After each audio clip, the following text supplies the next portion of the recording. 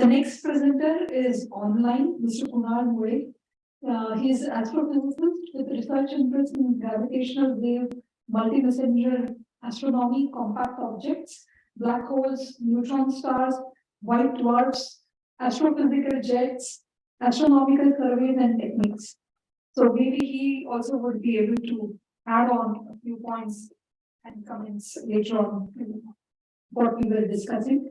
So the topic for this presentation is perception, space and time, right? Space, time, and cosmos. Yeah. So over to Mr. Kunal. Right? So thank you very much for the kind introduction. I just want to make sure that I'm being heard properly. And in just a moment, I hope my screen would be visible as well. So, okay, am I audible? Yeah. Yes. Okay, excellent. So good evening to everyone. Thank you very much for the kind introduction. And I'm a research scientist. I'm an astrophysicist at the California Institute of Technology. I'll keep my talk very short since I know that there is one more talk to go between now and dinner, of course. So thank you very much, firstly, for inviting me to give this talk on perception of space-time and the cosmos. In this talk, I'll address three very basic points that I believe are relevant to this conference. But again, my presentation is going to be quite different from the previous ones that we've seen today or even yesterday. So first point that I'll address is, despite great advances in our understanding of the physical universe, exploration of a more fundamental question, which is that the perception of space and time itself, on which our theories of the physical universe are completely dependent on, has not been addressed satisfactorily at all. The second point is that the universe is this physical universe is possibly one out of many realities that we can access. And the third point is that a careful investigation of the metaphysics, and especially a careful investigation of concepts like matter, mind, and consciousness given in Indian knowledge system, including Purāṇic references, may help in reconciling the various perspectives on the cosmos given by Siddhāntic, Purāṇic, and current observational astronomy. So just this one picture here is showing you from an astrophysical standpoint. We understand our observable universe is organized in terms of solar systems and planets on the smallest scales, and as galaxies and galaxy clusters on the largest scales. Really, our understanding of reality is completely dependent on perception of space and time. And although both space and time are very intuitive concepts in our daily life, according to current scientific wisdom, space and time form a system of extreme complexity and may defy even more the most ardent efforts to understand these concepts. In Albert Einstein's general theory of relativity, for example, which formulates that gravity is not a force, but it's something that propagates through space, a feature of space and time itself, where matter, energy, space, and time are all intricately connected. So at a microscopic level, we find that everything is quantized in the sense that everything is made up of tiny building blocks. For example, light is made up of photons, and this is the whole point of quantum mechanics, for example, right? Some of you may have heard of it. So there is good reason to believe that space and time themselves must be quantized. But our understanding of the universe at a fundamental level is incomplete because we do not have a theory yet for what the building blocks of this space and time are. Or in other words, we do not have a theory of quantum gravity. So this, sorry for the two very technical slides. I'll be a little more accessible to the general audience here in the forthcoming slides. But so the picture that I'm trying to present is as follows, okay? While there are these missing pieces of the puzzle, which I mentioned as quantum gravity and all these technical aspects in our quest to understand the physical universe, we can ask this question whether this is everything that exists in reality, right? And here I argue that the process of perception and more generally cognition forms the basis of the information that we gather from the world around us and the very basis for our understanding of reality. So we've all heard of these concepts of Puranas, etc. So this is sort of the pratyaksha aspect of it. The theories of the physical world that we've built in terms of physics or generally the sciences are all dependent on perception, and without cognition there cannot be any observation of the world and no theories to describe it. So in our current scientific endeavors, we have removed this cognitive apparatus, which I've shown here as a black box, and the observer completely from the equations, and given an objective framework to reality, which we describe as the physical world. So this has worked wonders, of course, in explaining how the world works. And I know there are pros and cons of this, but self-consistent theories exist where we can make predictions, and we are all reaping its benefits in terms of science and technology. So, but really what we have to understand that if we change this cognitive apparatus, our whole view of the world and the theories that we build to explain this world around of us could be completely different. And so without understanding this cognitive apparatus, our understanding of reality is incomplete, and we can never say whether this is the only reality that exists or there exist infinite other realities. So it really gets very interesting when we try to break open this black box, which is really, I mean, the incomplete picture in current scientific investigations is it brings up these fascinating questions like what are the mind and consciousness? How do we experience space and time? Why do we experience only 3 dimensions of space, and so on? And in order to explain this apparatus, current scientific efforts are investigating the brain, of course, as many of us know.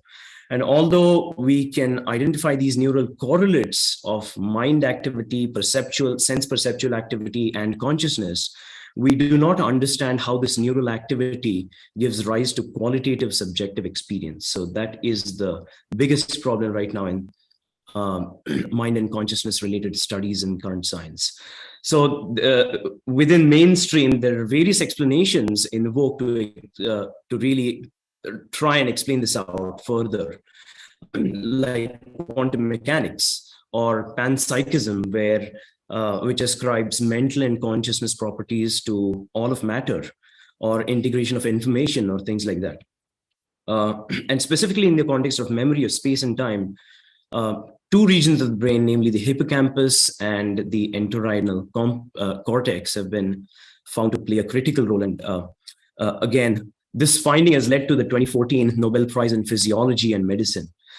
So it's such a great finding and a great thing considered in current science that even understanding the correlates of mental and consciousness properties within the brain is quite a big deal.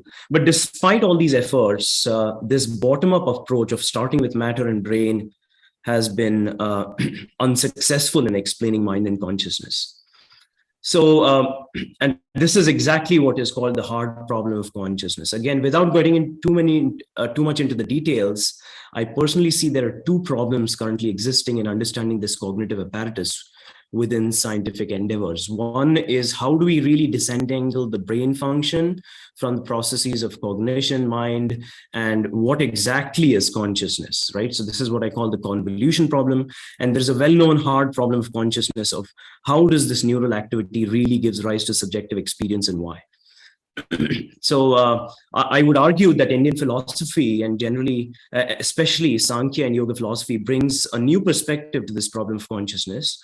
And a simple picture to view this is what I'll show shortly. But in terms of the convoluted problem, I think the hierarchy of functions presented in terms of mind, intellect, identity, and the concept of Atman itself, the conscious being, is transformational. So I think further investigations need to go in this direction.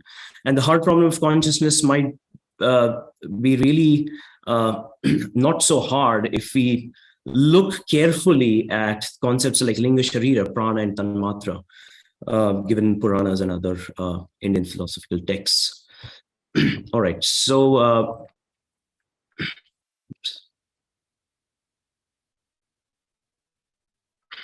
So again, very quickly, this is the model that we can define, which is inspired by Indian philosophy for explaining cognition and consciousness. And so we break things up into three categories, right? One is the physical and physical function, the physical world. The other is the subtle body, the mental states, cognitive functions. And then we have, of course, our conscious being, who is the observer of all of this. And this can be, the analogy that can be given here is that mind or subtle body is seen as an interface between the user or the subjective entity or conscious being and a virtual reality or a computer, which it has all these sensors, which is analogous to like the body, physical body. Another interesting analogy, which is being taken seriously these days in conscious studies, is the concept of virtual reality, right? So if we see the subtle body really as an interface between the physical world and the conscious self, then we can view it as a virtual reality apparatus.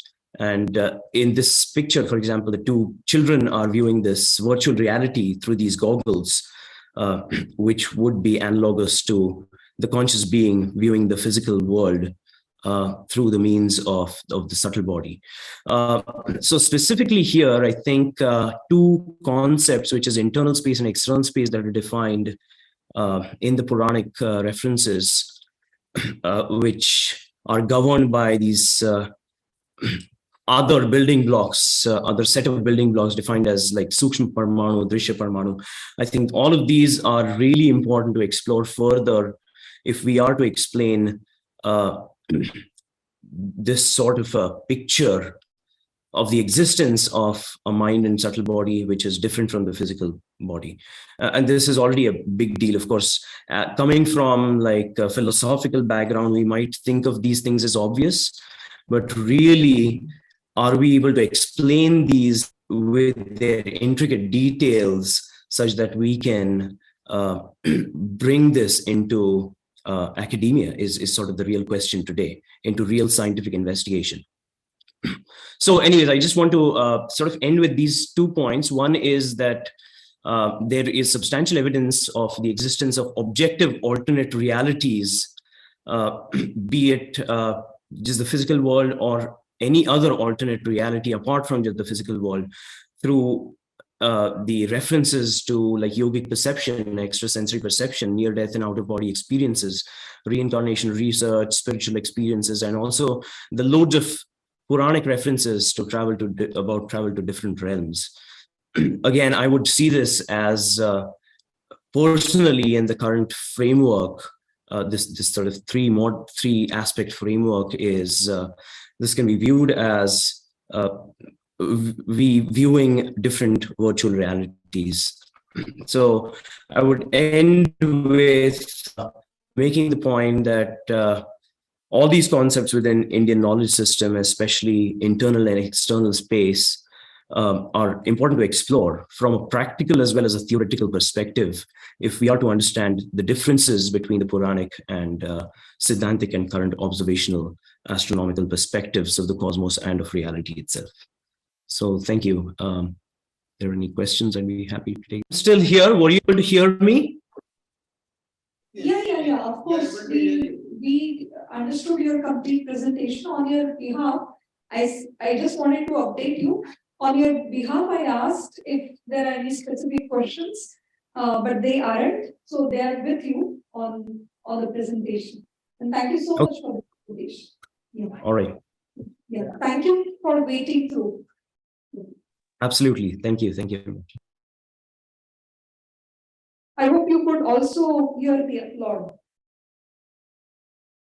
Well, on my side, I was only seeing link connecting. I couldn't hear all. Yeah, so they were all applauding for you. Great job.